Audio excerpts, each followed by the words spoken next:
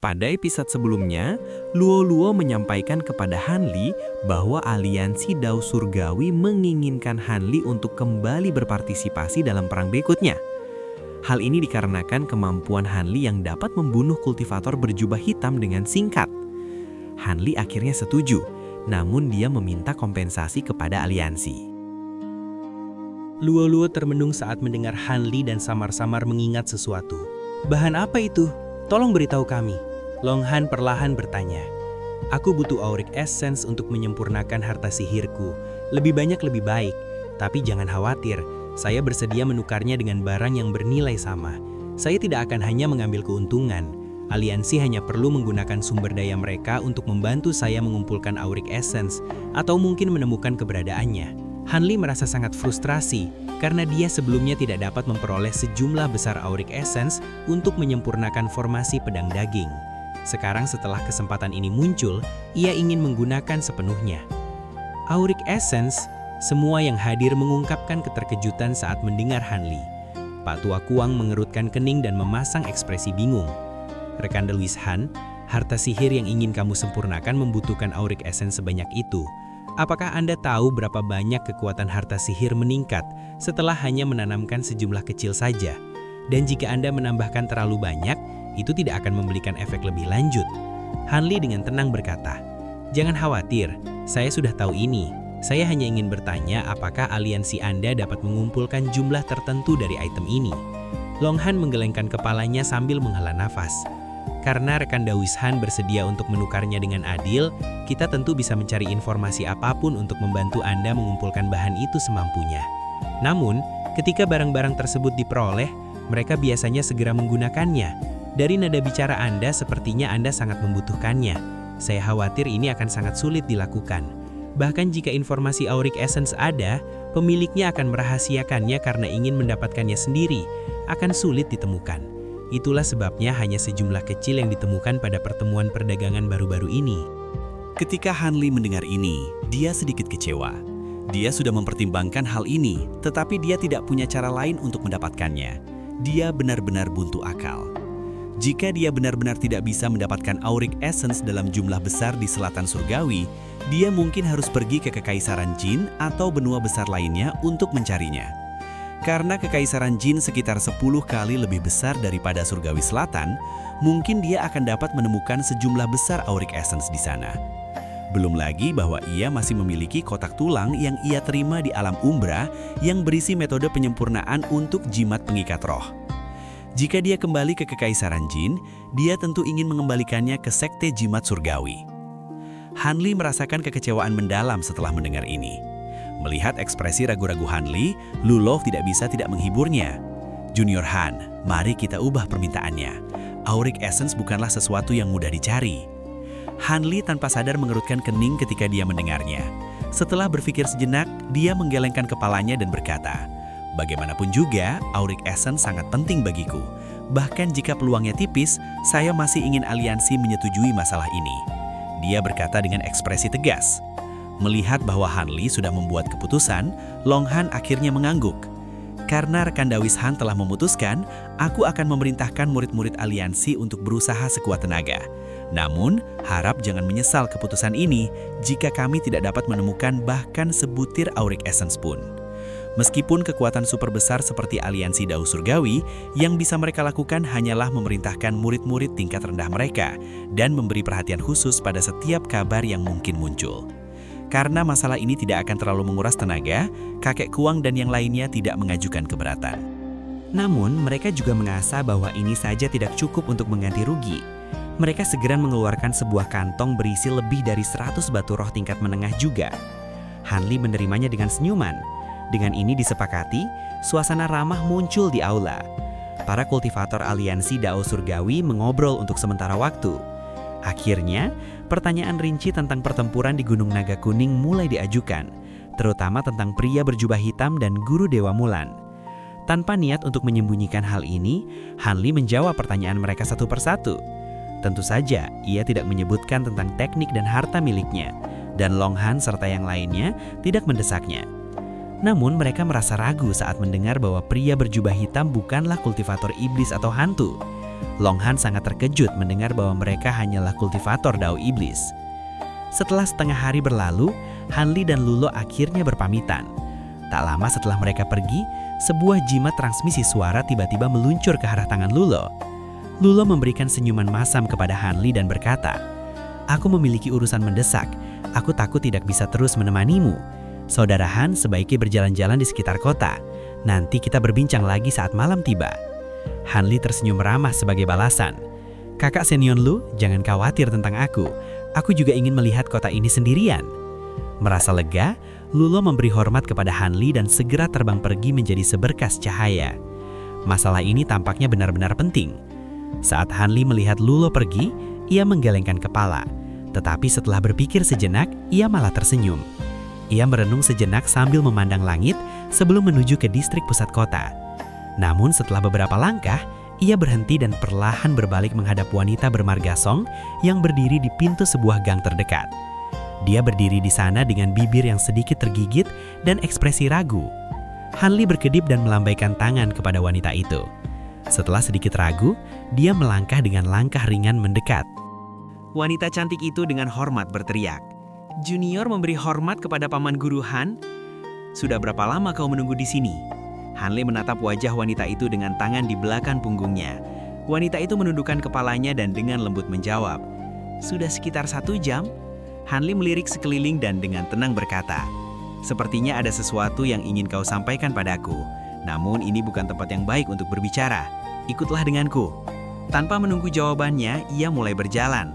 Ekspresi wanita itu bergetar sejenak sebelum dia mengikuti dari belakang. Setelah Han Li membawanya ke tempat yang sepi, ia berbalik dan berkata, "Apa yang ingin kau sampaikan?" Wanita itu terdiam sejenak sebelum mengeluarkan selembar slip giok dari jubahnya dan memberikannya kepada Han Li. "Seseorang meminta Junior untuk menyampaikan surat kepada paman guru. Mereka ingin bertemu denganmu." "Surat?" Han Li mengenakan wajah terkejut dan menyapu indera spiritualnya ke benda itu. Namun ia tidak langsung menyelami indera spiritualnya ke dalamnya. Ia menatap wanita itu dan bertanya, "Siapa yang memberikannya padamu? Kau pasti tahu." Dengan slip giok yang tidak lagi berada di tangannya, ia berhasil mempertahankan ketenangannya. "Itu adalah teman baikku. Dia bilang dia mengenalmu dan ingin menyampaikan sesuatu padamu." "Dia mengenalku?" Han Li menyipitkan mata dan ekspresinya berubah. Setelah berpikir sejenak, ia akhirnya menempelkan slip giok itu ke kepalanya dan melihat ke dalamnya.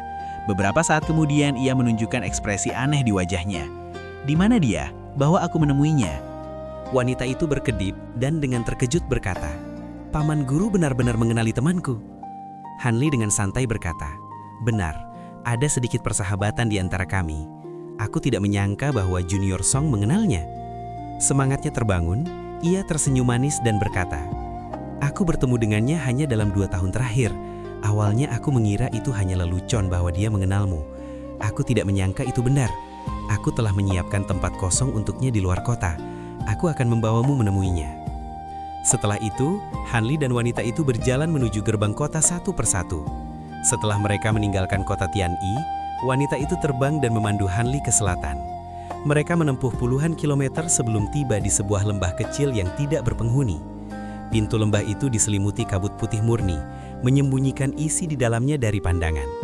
Wanita bernama Song itu diam-diam melambaikan tangannya saat ia mengambil sebuah jimat perintah.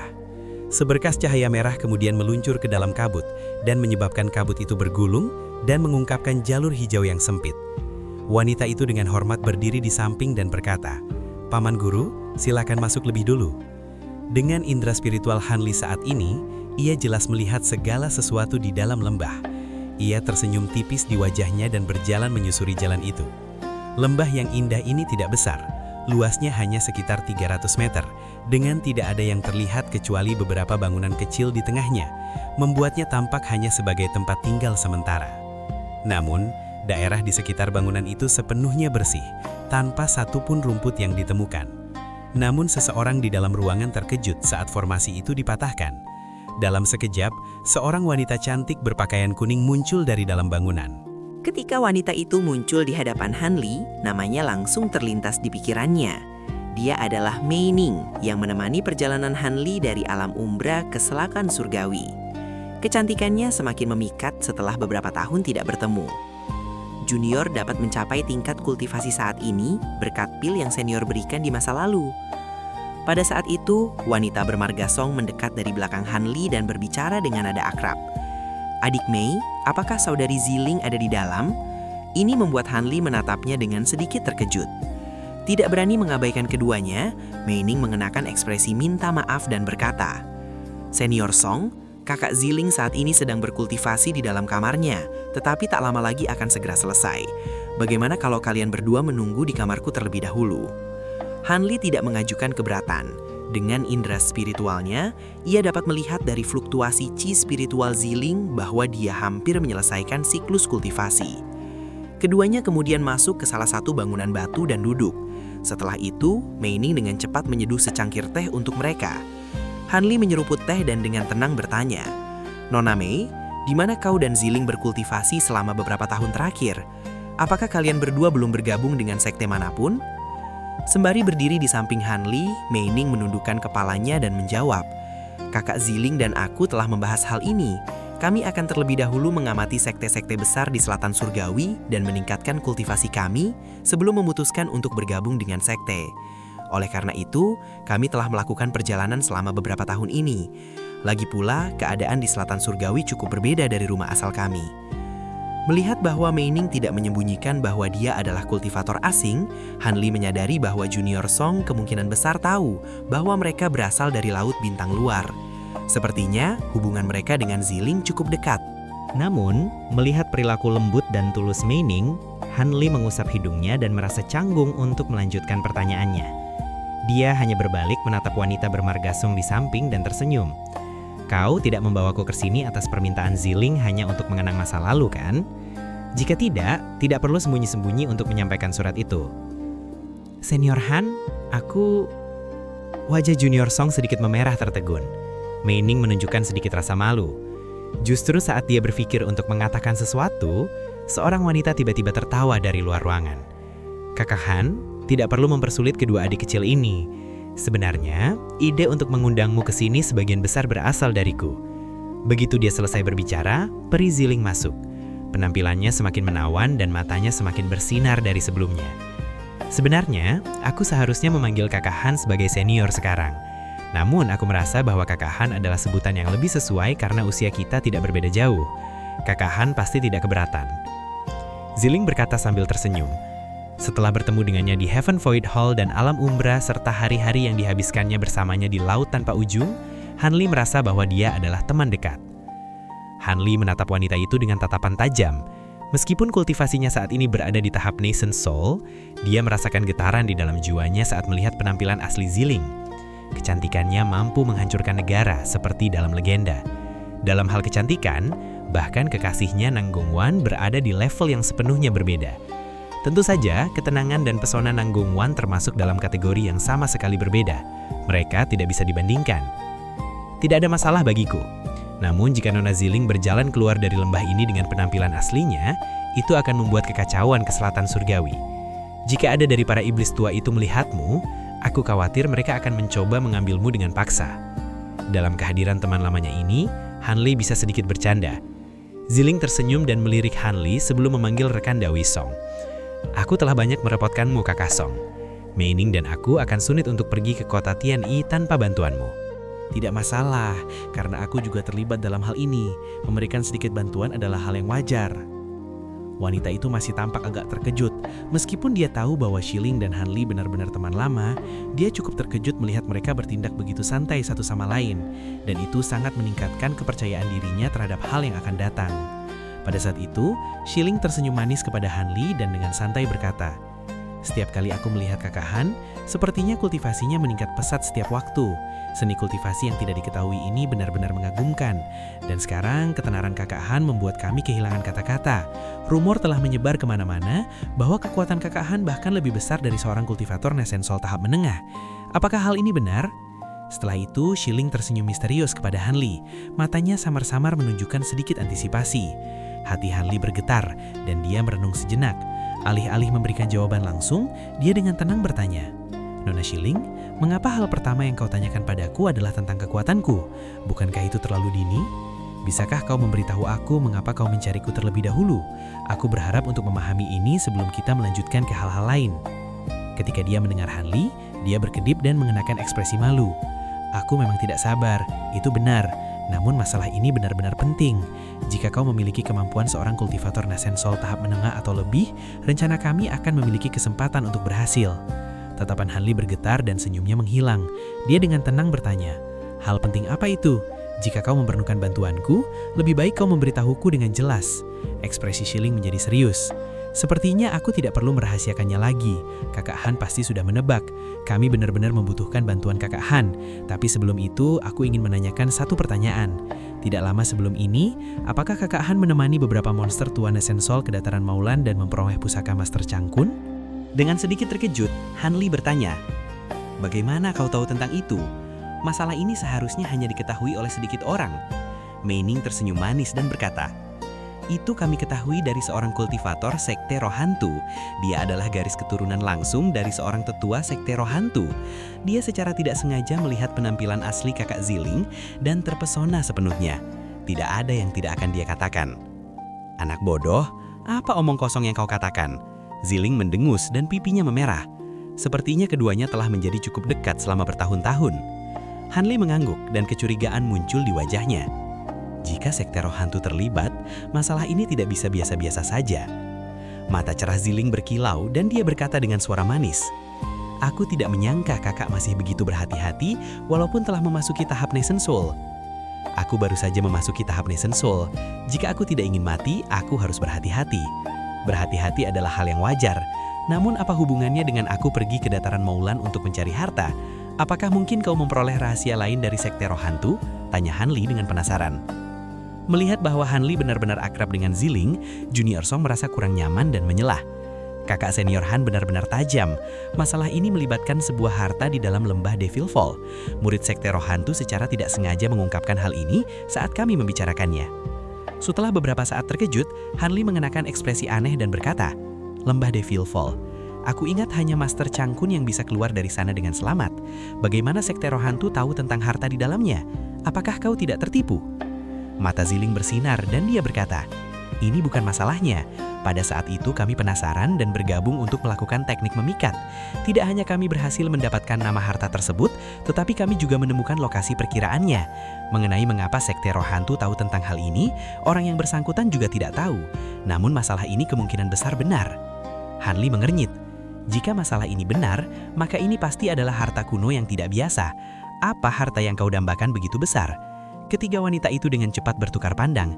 Junior Song kemudian dengan serius bertanya, "Apakah kakak senior Han pernah mendengar tentang buah lilin roh?" Ekspresi tenang Hanli kini tergantikan dengan keterkejutan. "Apa? Buah lilin roh? Jika aku ingat dengan benar, buah itu seharusnya sudah punah. Namun lembah Devil Fall telah disegel sejak zaman kuno. Mungkin benar-benar ada di dalam lembah itu. Sepertinya kakak Han mengetahui banyak tentang buah lilin roh. Maka kau juga harus tahu tentang pil asal alam. Dalam legenda, selama seseorang menggunakan pil ini, mereka akan dapat melewati setiap hambatan kecuali tahap detransformation. Dikatakan juga bahwa kultivator yang mengonsumsi pil ini mengalami transformasi intraspiritual dan naik ke tingkat yang tidak terbayangkan. Meskipun rumor ini tidak jelas hingga hasil yang tercatat berbeda dari setiap individu, legenda tentang kultivator yang melewati hambatan selalu konsisten. Meskipun banyak catatan sepanjang zaman, semuanya menyebutkan nama besar pil roh ini. Sayangnya, bahan utama untuk menyaringnya, buah lilin roh, sangat sulit ditemukan bahkan di zaman kuno. Meskipun formula pilnya tetap ada, itu tidak dapat digunakan selama bertahun-tahun. Meskipun pengetahuan mereka sebelumnya tentang masalah ini, kultivator Song dan Mei Ning tidak bisa menahan diri untuk tidak menunjukkan kegembiraan setelah mendengarnya sekali lagi. Mei Ning khususnya sangat bersemangat tentang pil asal alam, karena itu akan sangat meningkatkan peluangnya untuk mencapai tahap core formation. Namun pada saat itu, kegembiraan Hanli perlahan memudar saat dia merenungkan masalah ini.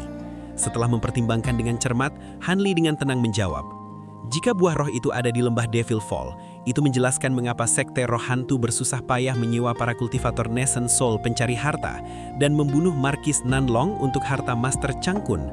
Namun, ada beberapa hal yang masih aku tidak mengerti yang perlu kau jelaskan.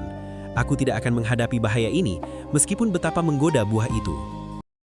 Sekian spoiler Donghua, A Record of Mortal Journey to Immortality episode 198. Terima kasih banyak sudah menonton video ini sampai akhir. Fellow Daoist, perjalanan menuju puncak langit masih panjang.